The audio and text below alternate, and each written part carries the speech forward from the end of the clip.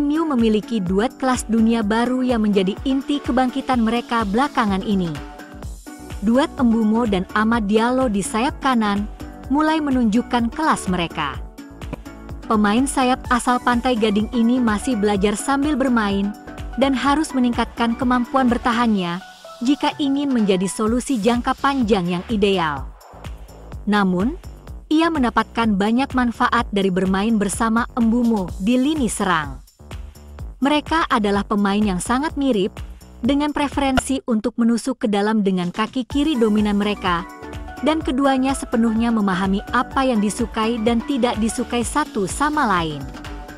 Saat bermain bagus, Mbeumo dan Amad menjadi mimpi buruk bagi pertahanan manapun melalui kombinasi pergerakan elit, tipu daya, dan ancaman kreatif mereka.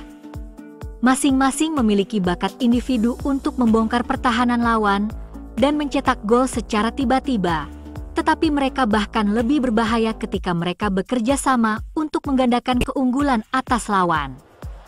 Pendekatan taktis Amorim sangat bergantung pada bek sayap, sehingga mereka harus menjadi pemain bintang setiap minggunya. Bukan kebetulan jika Amad bermain bagus, seluruh tim cenderung tampil lebih baik juga. Kemenangan-kemenangan terbaru menunjukkan potensi besar bagi formasi mereka untuk berhasil, meskipun kemajuan apapun akan segera terhenti, dan United tidak dapat berbuat apa-apa. Piala Afrika awalnya dijadwalkan untuk musim panas ini, tetapi diundur untuk menyesuaikan jadwal Piala Dunia antar klub yang kontroversial. Ini berarti Mbeumo dan Amad akan mewakili negara masing-masing selama periode liburan, sehingga tidak tersedia untuk United. Turnamen ini dimulai pada 21 Desember ketika tuan rumah Maroko menghadapi Komoro, dengan pertandingan terakhir akan dimainkan pada 18 Januari. Ini berarti Mbeumo, Amad, dan Nosair Mazraoui kemungkinan besar akan absen dalam laga tandang melawan Aston Villa pada 21 Desember, serta pertandingan kandang melawan Newcastle dan Wolves selama Natal.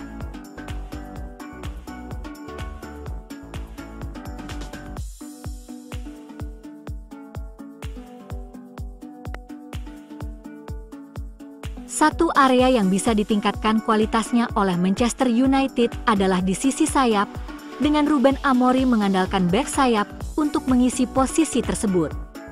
Amad saat ini menjadi bek sayap kanan pilihan utama, tetapi ia jauh lebih baik di sisi depan, sementara dalam hal pertahanan, ia terkadang kurang konsisten. Diogo Dalot dan Nosair Mazraoui bisa bermain di posisi tersebut, tetapi mereka kurang memiliki kualitas menyerang yang dibutuhkan untuk berkembang pesat dalam sistem 3-4-3 yang diterapkan pelatih kepala. Di sisi kiri, Patrick Dorgu adalah satu-satunya bek sayap yang bermain di posisi tersebut, sehingga pelatih asal Portugal ini melirik akademi klub yang ternama untuk mencari solusi. James O'Ferry telah menarik perhatiannya, dengan pemain Australia tersebut telah dipanggil ke latihan senior 3 kali dalam seminggu terakhir. Namun, pemain internasional Australia U20 ini bukanlah pemain reguler untuk tim U21, dan ia harus membuktikan diri terlebih dahulu di bawah asuhan Travis Binion sebelum ia dapat naik ke tim senior. Salah satu pemain yang mulai menunjukkan tanda-tanda siap untuk langkah selanjutnya adalah Yoel Helafu. Pemain berusia 17 tahun itu menjadi starter dalam 2 pertandingan berturut-turut melawan Barnsley di EFL Trophy, sebelum mempertahankan tempatnya di pertandingan PL2 melawan Tottenham Hotspur. Dan menurut The Daily Mail, Amorim senang dengan apa yang telah dilihatnya. Dengan bek kelahiran Leeds tersebut, dipanggil untuk latihan tim utama minggu ini. Klub jelas tidak terlalu bersemangat dan tahu ia masih perlu banyak perbaikan, terutama dalam hal posisi, tetapi mereka merasa memiliki potensi berlian di balik jeruji besi.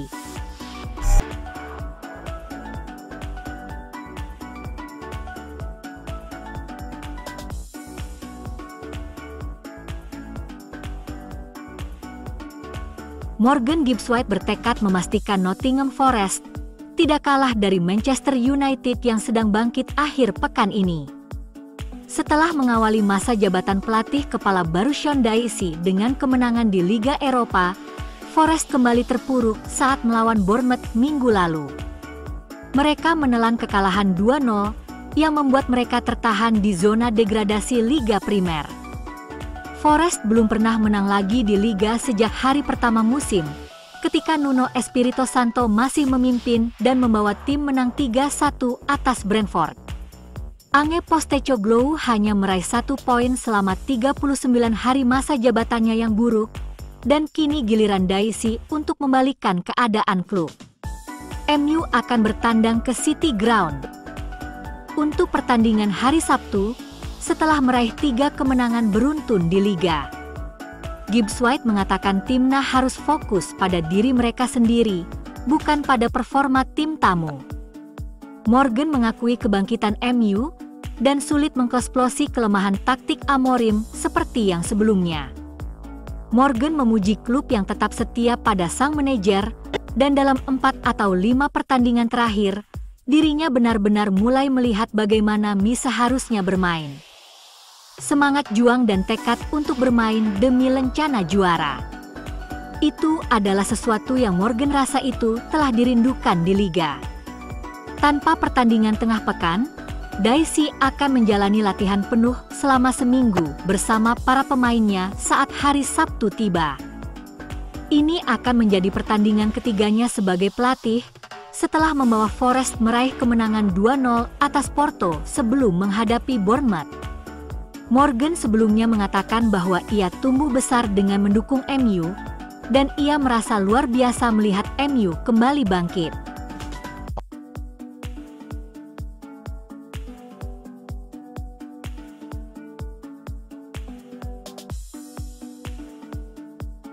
Manchester United mencoba merekrut Franco Mastantuono dari River Plate di awal musim panas.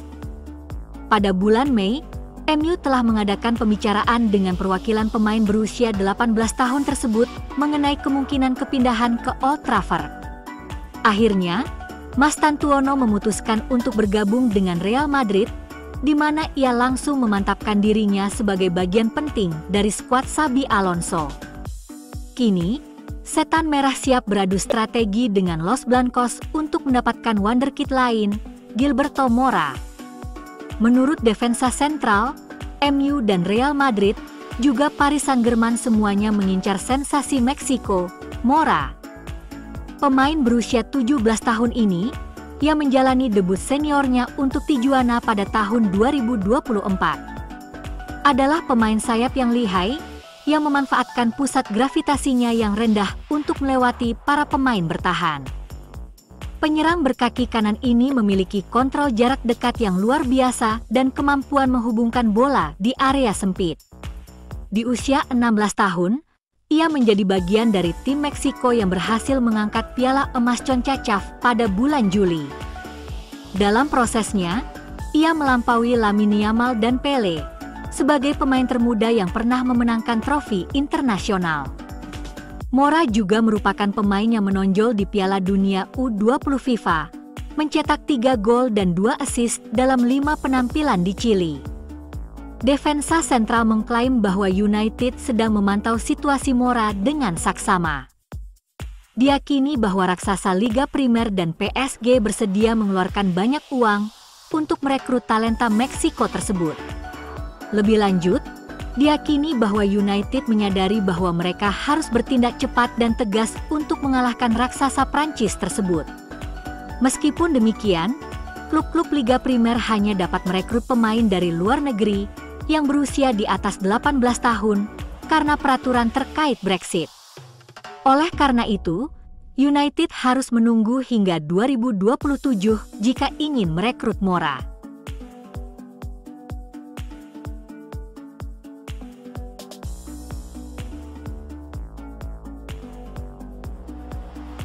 MU mulai menunjukkan konsistensi di bawah Ruben Amorim, terbukti dari penampilan mereka belakangan ini. 3 kemenangan beruntun di Liga Primer melawan Sunderland, Liverpool, dan Brighton telah mengubah suasana di Old Trafford, mengangkat Setan Merah ke posisi ke-6 klasemen. Namun, Meskipun ada perubahan nasib baru-baru ini, Ruben Amorim dan Ineos terus berencana untuk memperkuat skuad di bursa transfer berikutnya. Seorang gelandang tengah diperkirakan akan diprioritaskan di bursa transfer musim dingin, mengingat masalah yang dihadapi Setan Merah di lini tengah. Menurut laporan dari Attacking Football, Manchester United telah mulai secara aktif memantau pemain muda berbakat Los Lille, Ayoub Boadi. Mereka telah memantaunya dalam beberapa pertandingan musim ini, termasuk melawan Paris Saint-Germain. Dianggap sebagai salah satu prospek terbaik di sepak bola Prancis dan dunia, Ayoub Boadi telah memantapkan dirinya sebagai pemain inti Lille musim ini, setelah penampilan gemilangnya di musim 2024-25. Ia tampil 36 kali musim lalu, mencatatkan 2 assist dan menunjukkan banyak potensi. MU dikabarkan tengah memantau performa bintang muda berbakat tersebut dari musim lalu dan sangat terkesan. Christopher Fifel, direktur rekrutmen di Old Trafford, sangat terlibat dalam upaya merayu Boadi. Eksekutif asal Jerman tersebut disebut-sebut terkesan dengan perpaduan antara kedewasaan, kecerdasan bermain, dan presisi teknik Boadi. MU bukan satu-satunya klub yang terus memantau performa talenta Lille tersebut. Arsenal, Liverpool, Chelsea, Manchester City, Aston Villa, dan Brighton dikabarkan sedang memantaunya. Sementara Real Madrid, Borussia Dortmund, Paris Saint-Germain, Juventus, Bayern Munich, dan RB Leipzig dikabarkan tertarik. Di usia 18 tahun, talenta Lille ini masih memiliki seluruh karir yang menantinya.